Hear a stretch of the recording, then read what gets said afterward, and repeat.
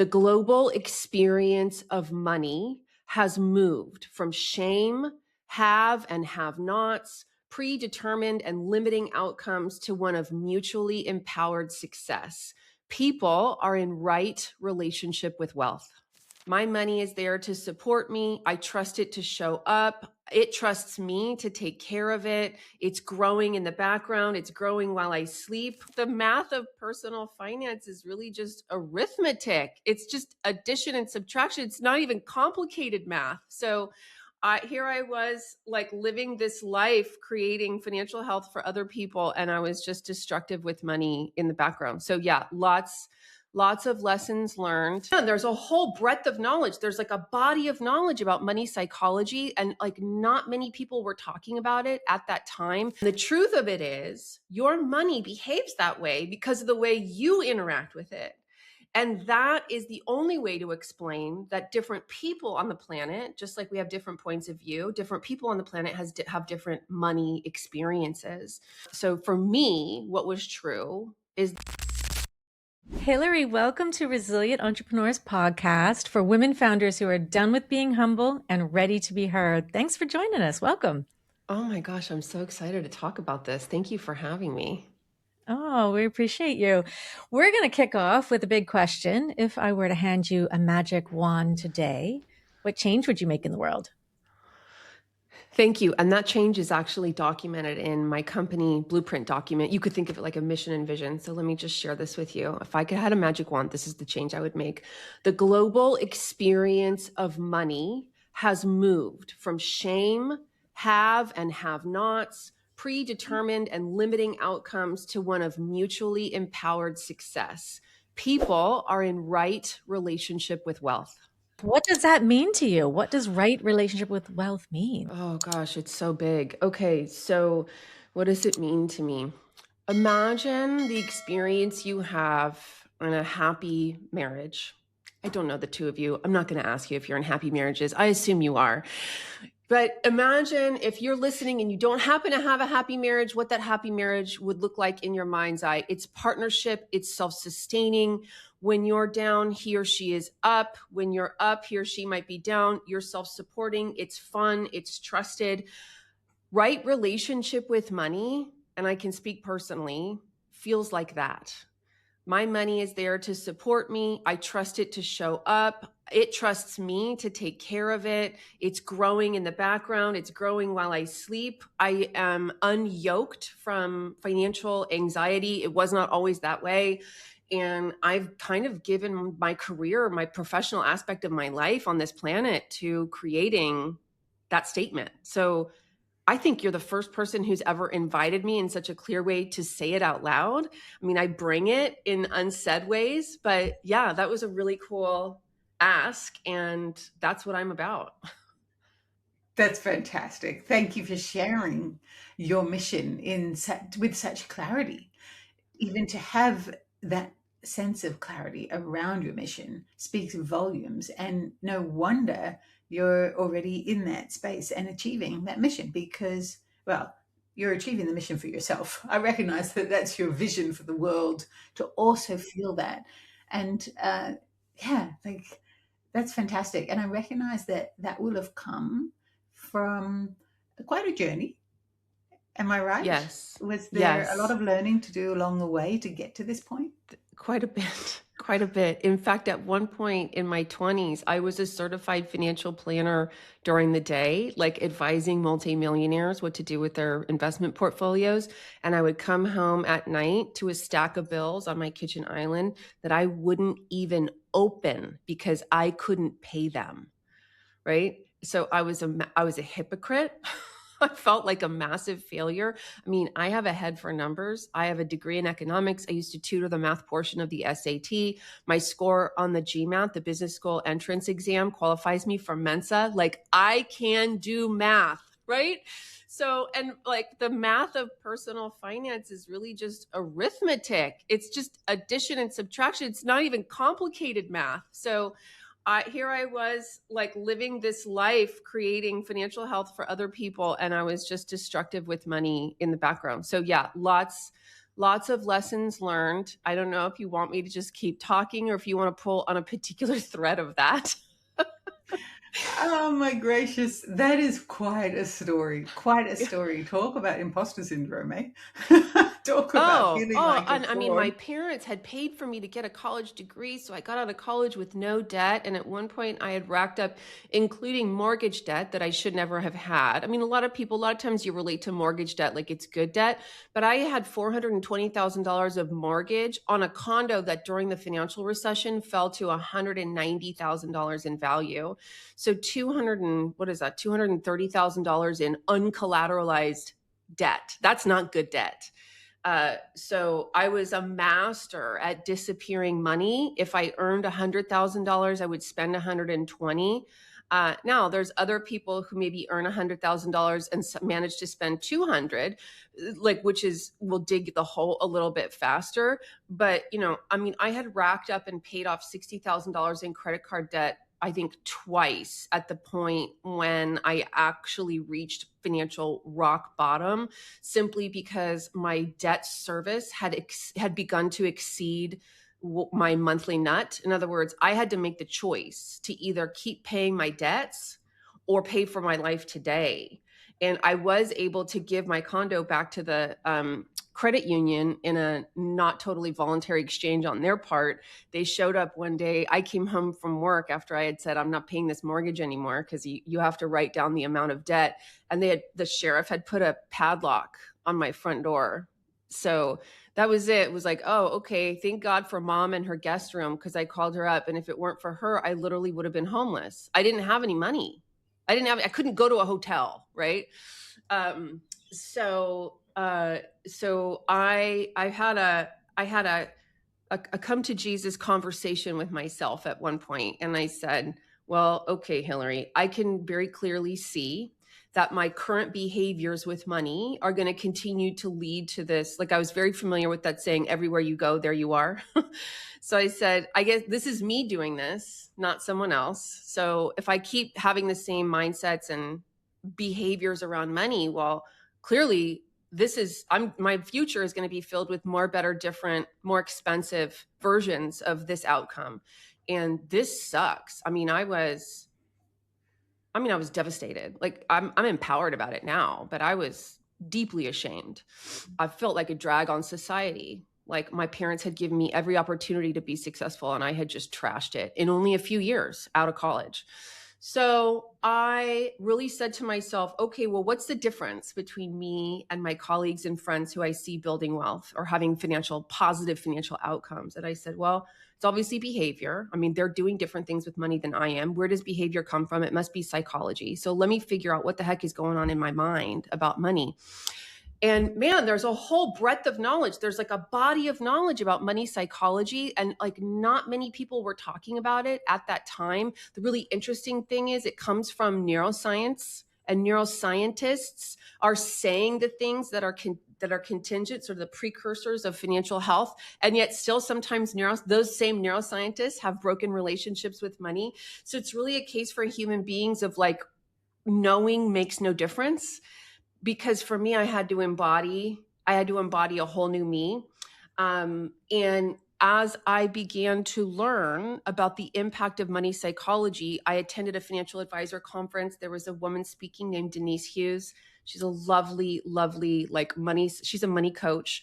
And she and I are tight friends now, but I didn't know her at the time. And she said the word overspender.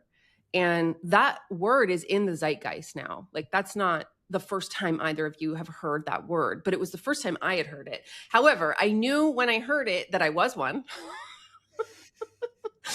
And what I got to is really this. So we live like money has meaning. We live like money has traits or characteristics. We think money is a particular way. And the truth of it is, your money behaves that way because of the way you interact with it. And that is the only way to explain that different people on the planet, just like we have different points of view, different people on the planet have different money experiences. So the very fact that money is different for different people means it has no true nature. You have to start to relate to money like it's a blank slate. Okay. It's not true, for example, that more money leads to more bad behavior. It does for some, but there's plenty of broke criminals on the planet, right? And the contrary, there's also plenty of people that do a lot of good with their money. But we come from this set of beliefs that's very nascent. It's very present in our childhood households, and money is very conceptual, very difficult for children to understand. Okay. And so instead of understanding the true nature of money, because your parents learned their relationship to money from their parents, and who learned from their parents. And at some point, you've got the Great Depression in there. And by the way, there's a DSM diagnosable money disorder that is attributable to many people who lived through the Great Depression, 1929. And I mean, most of us are just messed up about money. So through no fault of our own. So at some point, the adults in your life said something like, there's never enough money. Money doesn't grow on trees. Money is the root of all evil. Don't worry about a thing, especially for us girls. If you are a female, maybe your parents said to you, oh, don't worry about it, honey. Right? You just worry about being a good little girl, and money will show up. That's some people's reality. That was not my reality. Nobody said that to me. What was said to me, my mom was a decent earner and a great saver. And she had these things that she wouldn't spend on that she was very prideful about. And the frivolous things weren't those things. I was on the high school basketball team, and I was one of the I'm like 5'10". So I'm like, people see me. And everybody on the team had Nike high tops, and I wanted Nike high tops. And my mom took me to Payless Shoe Source. Do you know Payless Shoe Source? Okay. So I got Pro Very Wings. familiar. Yeah. I got Pro Wings. I don't know if there's anything wrong with Pro Wings. I'm sure Nikes are technically better shoes, but the point is I was mortified to wear those shoes. So for me, what was true is there was never enough money. Okay. The other thing is my parents got divorced when I was 6. My dad was supposed to pay child support. He didn't want to pay child support. He would say to me, I don't want to owe your mom money. I don't want her to have that kind of power over me. Okay. Which is, from a parenting perspective, that's a whole separate podcast episode. But for me, I said, oh, money is power. Money is power. So I got, there's never enough money, and money is power. Okay. So I was running around in the world, overspending my income, because when you believe there's never enough money and money comes into your bank account, you have to get rid of it. That's where the saying comes from, money burns a hole in her pocket. Money fast burned holes in my pocket. It was every time it came into my bank account, it was spent before it arrived. Somehow, in a crazy way, I would always spend exactly what the amount that was coming in. I mean, I don't know how I engineered that, but subconscious is powerful. And I was spending it to prove to people like you, or people in my ecosystem, my community, that I was already successful. I thought if I had the clothes, the bags, the car, I had a leased BMW convertible at one point, that I had to walk home from the gas station because I ran out of money. My credit cards were maxed out and my bank account was empty. I couldn't even afford to put a tank of gas in it. But I was really worried that you would think I was already successful. I thought money was power. So, and that saying, fake it till you make it. Oh my God, I lived that. Like, I think that was the motto of my life for 10 years. And unfortunately, it was a false paintbrush. I mean, I was just using it to overspend my money. So, gosh, I got to the bottom of that finally. Took a while. I had to renegotiate all that debt, negotiate to pay it off, pennies or dimes or quarters on the dollar. I don't remember exactly. I didn't pay it all. My FICO score was in the 400s for a while. And I said, whatever, I'm going to figure this out. And I did figure it out. And it was painful. For 2 years, I lived on $8 a day for food. $8 a day. I did not go to a coffee shop and buy a cup of coffee for 2 years. Because I had figured out the dollar amount that I could afford that was sustainable for me. And I wasn't going to go back in debt. I put my credit cards on ice. I mean, I literally cut them up. For some people I coach, I've recommended that they put them in a Dixie cup of water and put them in the freezer. So literally put your credit cards on ice. But like I was not trustworthy with credit for a long time. Okay. I carried around a debit card and I created a system of automating my finances so that I knew exactly how much I could spend at the point of sale at the cash register to get to the next pay period, right? I would pay my bills first. I never let myself see that money. I would not allow myself to make decisions about that. Pay the bills first, and then I spend what's left. And of course, the mathematician in both of you can see that that is the way to financial success. I mean, you know that that's how it is. However, that's the opposite of the way I was doing it. I spent whatever I wanted to spend, and then like I would just sort of make it happen, or I don't know, have emergencies for the rest of what life costs. Fast forward, just so your listeners know, it's possible. No matter where you are with money, anything is possible. I currently have a multi 7-figure net worth. My business earns about $2 million a year. So that's also a saleable business. So I'm 49 today. So it's been a while. Like it didn't happen instantaneously. But I work because I want to, because at some point, as I escaped that horribleness that I created about money and started to have very real, measurable, different results in my life, I had the download that it was my job to give this away, not give it away, but to leave the planet with it. I'm especially inspired to motivate women about money. And so that's what I'm up to. I'm kind of on a mission now. So Yeah. yeah. Love So your mission. thank you for letting me talk for a long time. And that is the core of my story. Yeah. I love your mission. And it's important to tell these stories. And it's because we need to change the narrative. And unless women hear these stories that they don't understand and they still live in the shame or they still live in those scripts, like you were mentioning about money doesn't grow on trees or money is power, and the things that we grow up believing. And it's so much of what we talk about this podcast comes up with what happened in childhood. And so much is influenced by exactly our parents' experience, our experiences through our parents with living, that.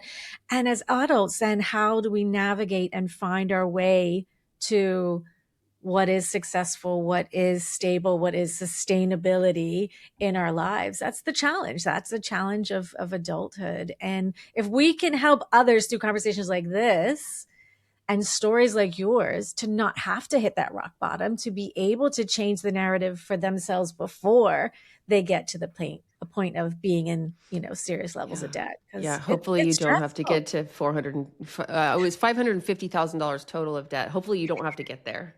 Yeah.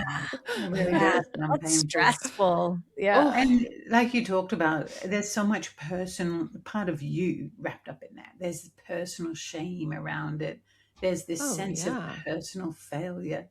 I have had similar, although not quite as extreme, example of debt, and it for me it really felt like a very personal failure. It was the most shame I felt around myself and the most sense of failure I've ever felt. And it was because it was tied up with money. So it's very Mm, interesting to hear you talk about, how the meaning we give to things, the meaning we give to money, is it because it's money is power? That's what you learned from a parent, that there's never enough money. That's what you may have learned from another parent. And then it's our role as adults who wish to succeed in our businesses to reparent ourselves because we can't change the past. And it sounds like that's what you did. You just decide, well, it wasn't probably a decision, it was a necessity. Enough is enough. Something has to give. And yeah. you chose to reparent yourself in a really practical way of learning how to do this. And good on you for giving 2 years towards turning that ship around. That's a Yeah. massive effort in itself to think about living that frugally for 2 years. That takes a great deal of discipline and focus. Yeah, it was my path out. It was the only way for me at the time, and I'm glad I did it, and I'm glad I'm not there anymore. Yeah, absolutely. Absolutely. So, look, it's interesting that you share you're good at math, Yeah. and yet the money mindset is very different. So, can we talk a bit about you know, I suppose the story really identifies it, but what would your advice be for any entrepreneur, a woman who's watching this and saying, yeah, I see a part of me in that story? I think the first the first conceptual step is really to accept and acknowledge that you do have a point of view. You have a point of view about everything in life, and that includes money. And your point of view might be the same as some other people's, but it's not the same as everyone's. And we live life like life happens, and then we describe it with our words afterward, like accurately. But sometimes in life, the way life happens is actually impacted by the way we describe it. So that there's never enough money, right? And then money, that's my belief. Money comes into my bank account, and now I have a cognitive dissonance problem. I have a two things can't be true problem, because I think there's never enough money, but there's money in my bank account. So what does the human brain do? Well, spend it, girl.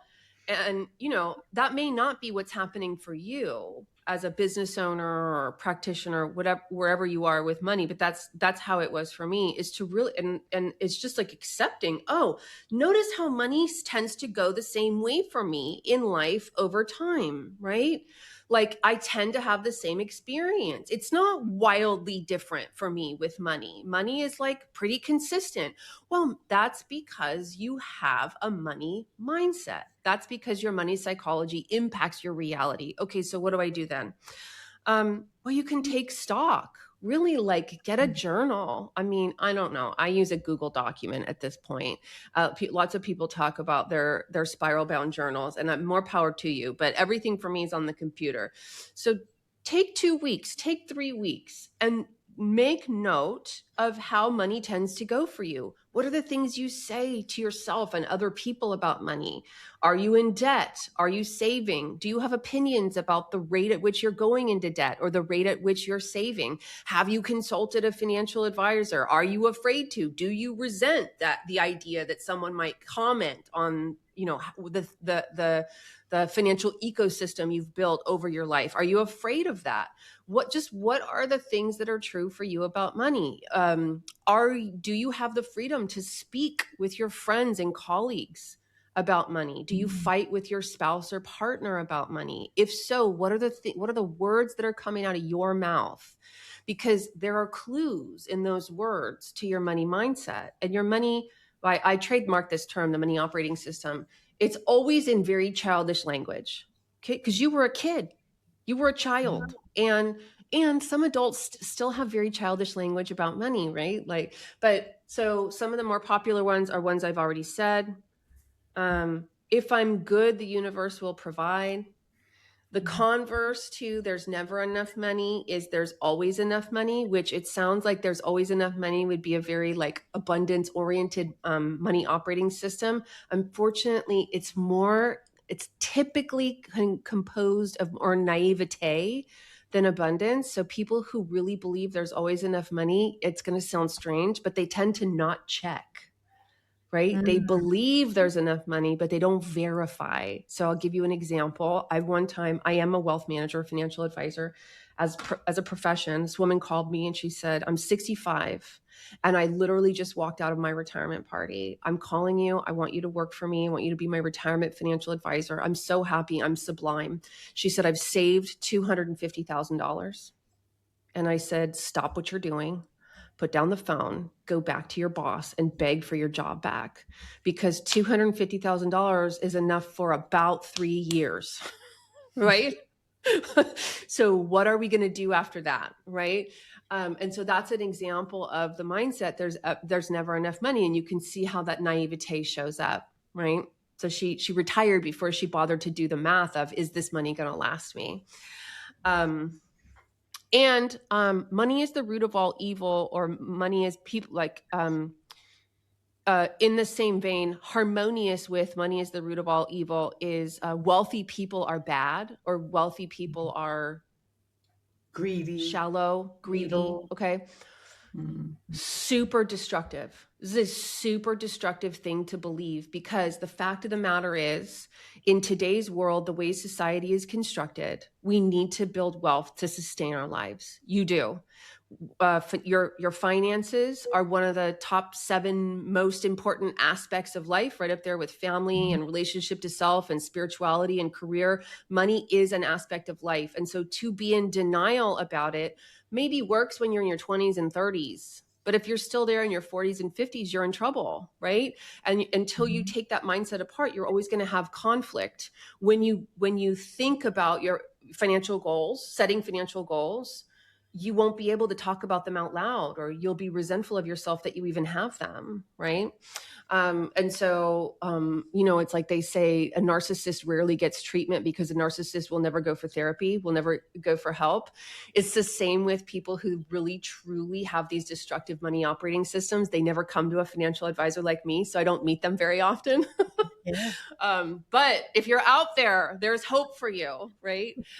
It is not selfish, greedy, or shallow to want financial health and abundance for yourself. And there's no reason your cup shouldn't be full. And then, so take stock of what you say. I have a framework called the 7 steps to wealth. The first one is decide. So you got to decide. You got to decide that you're going to take control of this aspect of your life. Like maybe many of you have woken up one day and said, I've never managed my weight and my physical fitness in my life. I'm going to take that on, right? And we see these transformation videos on TikTok and Instagram, and they're really inspiring. And so there's this opportunity for you to do that in your financial life. But you really have to decide, because just like me living on $8 a day for 2 years, I mean, that didn't come from nothing. That was there's a background of commitment there. Right. Yeah. So decide, and then speak. Speak is taking stock of what you say about money and being willing to say new things. And, you can start by just being curious. Laura, I wonder how I could double my income next year. Or Vicky, how have you achieved your financial goals, and what lessons can I learn from you as a friend, right? I bet many of you listening have never had a conversation like that with anyone in your world. I have a girlfriend who's also a client, and she's been on my podcast. I featured her. And I'm just so proud of her, because she went from being a $60,000 a year civil servant to a $375,000 a year corporate HR executive. And she did that just because she said so, right? She led herself into a different career by doing informational interviews, and she just altered the things she was saying about herself as a professional and the income expectations she had of herself. And she hit 50, and she started telling her neighbors that she wanted to increase her net worth by $5 million in her 50s, in that decade, right? I said, well, how did that conversation go over? She said, people looked at me like I was crazy. I said, yes, correct. You can't, there are some financial conversations most of humanity isn't ready for. I said, you can talk to me about wanting to increase your net worth by $5 million in your 50s. Let's do it, girl. Let's have a Friday wine night. But, most of us women Please invite me to that conversation. Yeah. I'm coming. I'll bring the wine. I know. But there's real value in having people who are going to say yes to you and who are going to get up underneath your financial goals. So I said, decide and speak. And then the third is plan. And this is where that financial automation comes in. You really have to create a system, an irrigation system with your money. If you're a business owner, you're using Profit First. You're using Profit First in both your personal and business accounts. That's all automating your finances is, so that the results you're committed to happen with your money without you making decisions about it on a daily basis. And I know that sounds simple, but it is the panacea. It is the fix. Just like your first experience of living in a caloric deficit and seeing the number on the scale go down, something alters. You may not continue to live in a caloric deficit, but at least you know what you're doing, right? No, you can. It's about knowing you can. That's You are no exactly longer it. innocent. Yes. Yes, exactly. And so it's reverse engineering that. And that I spent a lot of time on that.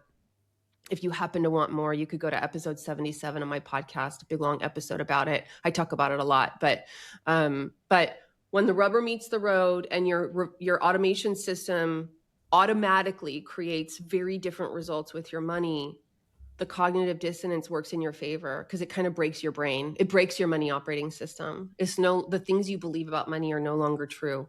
And then you're just sort of free to create new results. And of course, if you're an entrepreneur, the sky's the limit. Yeah. We forget that as entrepreneurs. We often get stuck in the to-do list and all the just busy work of business and forget to think about how to scale, how to grow, how to take it to the next level Oh, when we're yeah. just kind of operating in the day-to-day. But we have to stop and have these conversations so that we remember, there is no limit, like you just said, and that wealth is like a birthright and we can do great things with wealth. These are the changes to what we've been saying, those previous scripts. Can we change them into more positive things? What can we do with wealth for ourselves and for the world? I heard someone say recently that men are good at hoarding wealth and women are good at distributing it. Oh, that's so funny. My husband calls me a money hoarder. Isn't that funny? Um, and you ask 10 women, what would you do if you won the lottery? 9 of them will say, I would give it away. And I am here for keep it for yourself. In fact, I own the domain keepitforyourself.com. I was going to write a book called Keep It For Yourself. And that said, I give away more money than anyone I know. So, but I give away the interest, not the principal. I give away the earnings, right? I give away the amount I give away, I can afford. So I don't know if that's how you wanted to talk about that, but I No, but I think like that mindset. I like your that cup should mindset. be full. Yeah. Yeah. When it Yeah. overflows, that's how you help others with the overflow. Yeah. Because when you start to drip from your own and take from your own, then you get into all the negative spins and stress and all of that, which doesn't lead you to be able to help others. Again, it's that sort of put on your mask on the plane first. It's that concept That's a of when perfect you're metaphor. there, you can do so much more for others. Yeah. Yeah. Everything I give away, I can afford to give away. And actually, it was a very powerful process. After I had paid off my debt, I think it was around the time I had re-earned a net worth of 0, I decided that who I was going to be for myself was a person whose cup was full. So I had a monthly budget, and I think it was $40 of giving away money. And sometimes on the last day of the month, I would be running around like looking for someone to give $40 to. But it changes your mind about who you are for yourself as a wealth builder. It's like, oh, I have enough money to give money away. It's just you embody a different energy for yourself. It was good for me. I love that idea. I'm going to steal that. Creating a budget that has just enough to give some portion of it away. And when you do that, give a portion of your, income away every single month. And a lot of religion based will do that. And a lot of people will automatically do that. But I love like $40, right? That could change somebody's life. You can have such an impact with such a small amount. We often think we have to wait till we have $1 million to give away $1,000. We think it's got to be big and grand or it doesn't mean anything. But what you're saying is so different. It can be so small, it can be so simple, and it can have such profound effect because it tells you that you're the person that does this. You're the person that has enough to give away. If you go to my LinkedIn page, and circling back to Denise Hughes, who I mentioned at the beginning of the conversation, she gave me this idea. My LinkedIn page describes me as a philanthropist. And, that was like a big deal when I remember being a kid reading this philanthropist column in the San Jose Mercury News. And I was like, this guy has enough money where he just gives it away. Are you joking? That was so in the stratosphere for me. Like, no Yeah. way.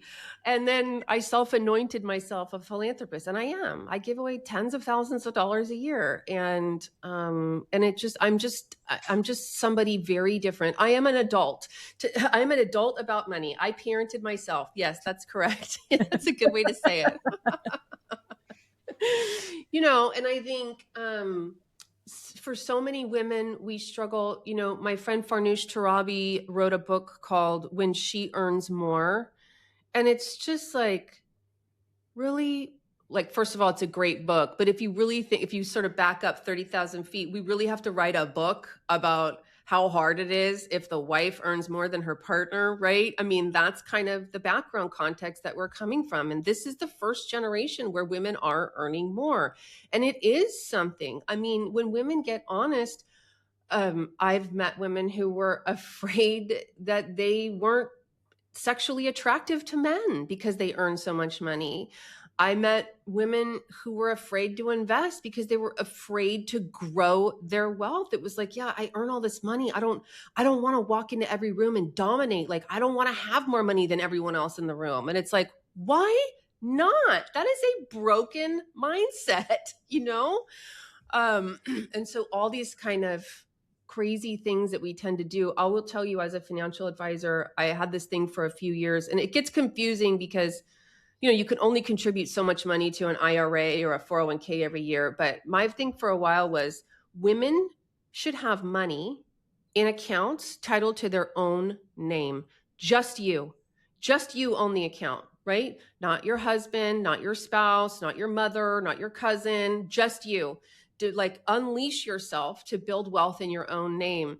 And I think if you really attain that freedom to run as fast as you can in the wealth building game, I think you're probably in the top 10% mindset wise of women right now. And that may have come out like I think it's a race or a competition, and that's not what I mean. I really feel like women have been discouraged,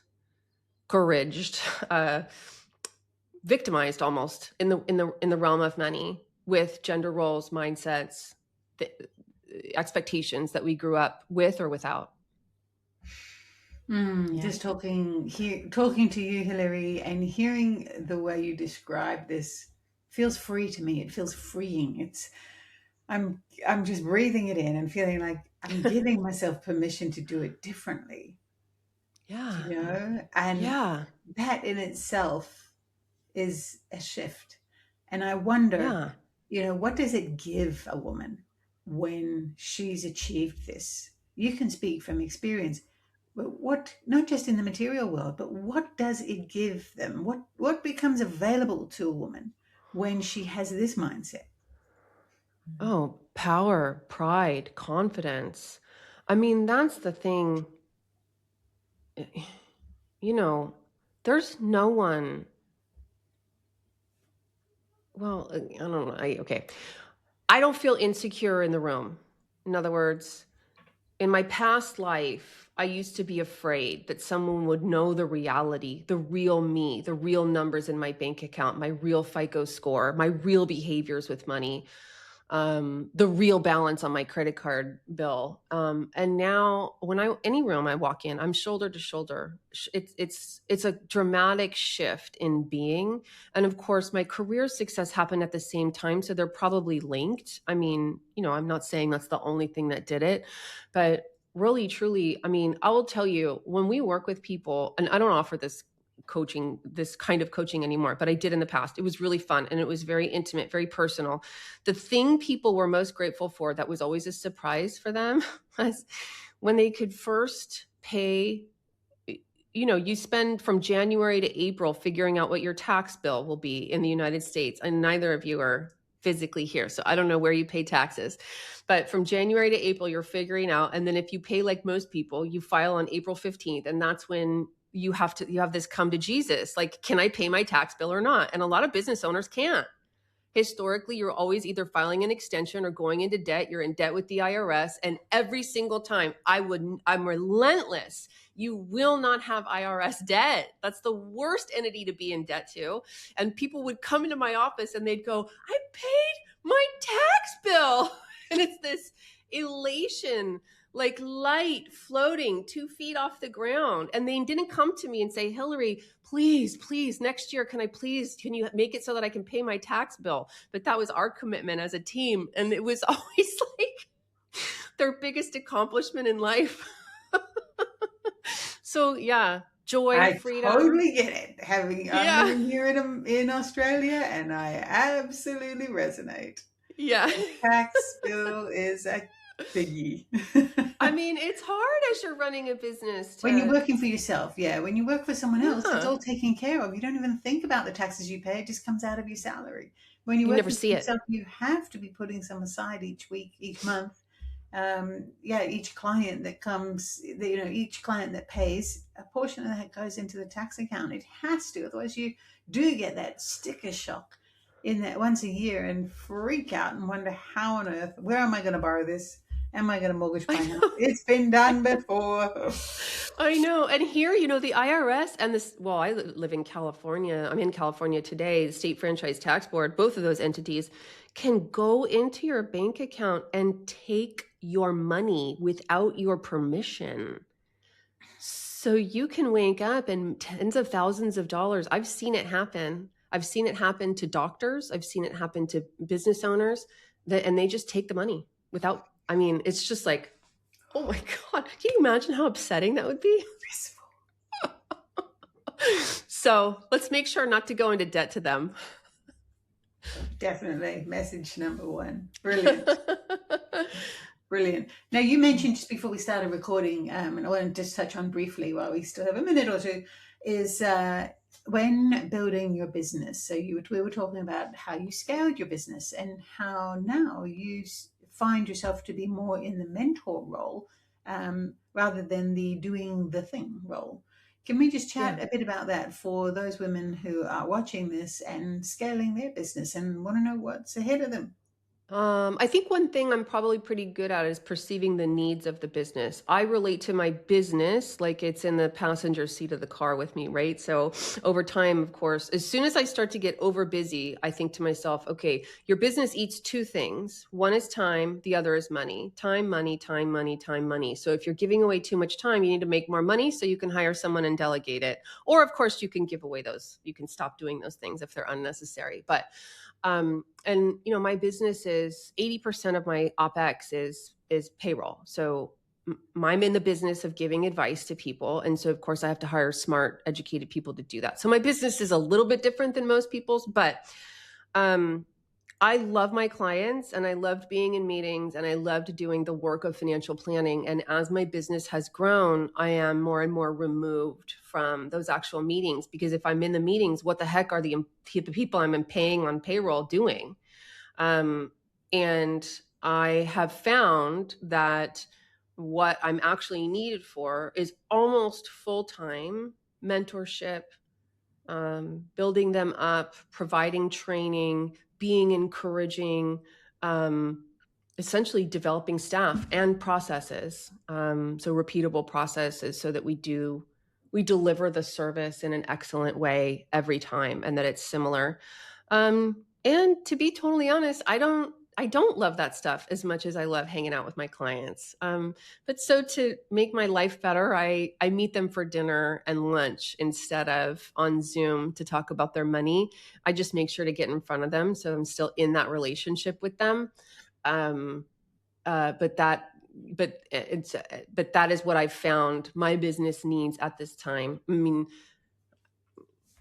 for me, the process of hiring people and in the cases where it hasn't worked out has been some of the most painful professional experiences I've had. I mean, make me crazy kind of things. Make me crazy. Make me not want to like get out of bed in the morning.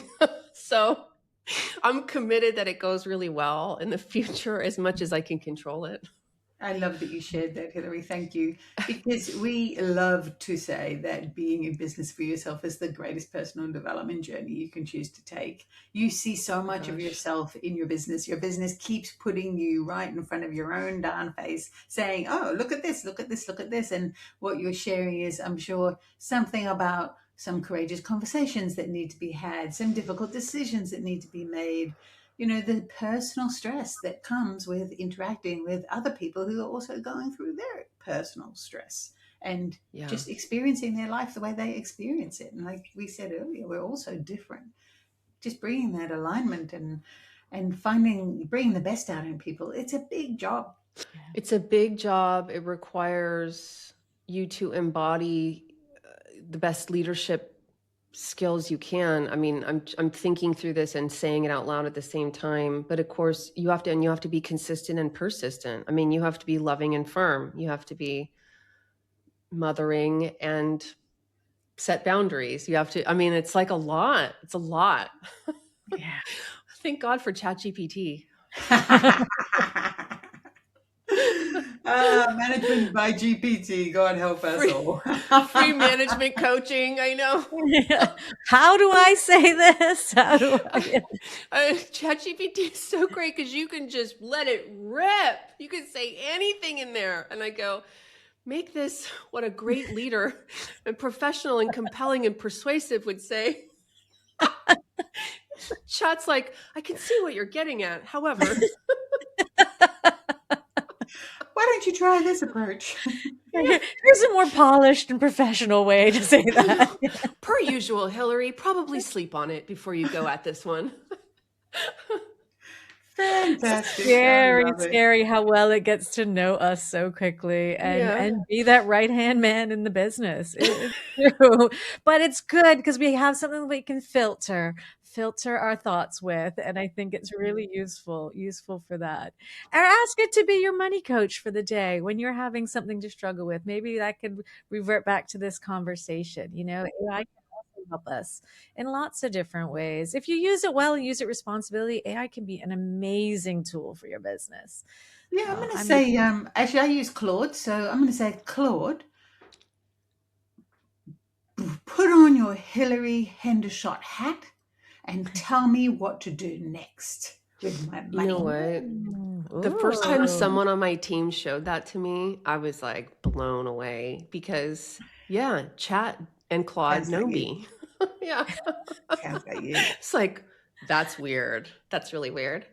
I love it. Thank you so much for all your work, Hilary, and thank you for Claude for bringing it right to my fingertips. But of course, I'd much rather watch you on YouTube and engage with you in person. So that's still going to happen. I have to be Definitely. more fun. I have to be more fun than the AI me. Yes, yes, yes. Let's still keep the human in business, please. As useful as tools can be, I I still want to work with know. people. I still want to I talk with know. people. That's why podcasting is my favorite thing that I get to do. And I just want to thank you because this has been another amazing conversation about money and wealth and things that women need to talk about a lot more. So let's have more of these conversations, ladies. Let's talk about money. Let's talk about wealth. Let's get in rooms where it's comfortable to do so. Let's get into spaces where we can have those real, authentic conversations like this to talk about the depths as well as the peaks of life and money, and how we can all create wealthier, happier, better selves and businesses to go around and to share and to build each other up. So that's what I wish. That's my wish for the world. That's my little magic wand at the end of this conversation. And that we have just more conversations like this. So thank you, Hilary. Really appreciate your time. Thank you so Thanks much. for the space. I appreciate it. Amazing.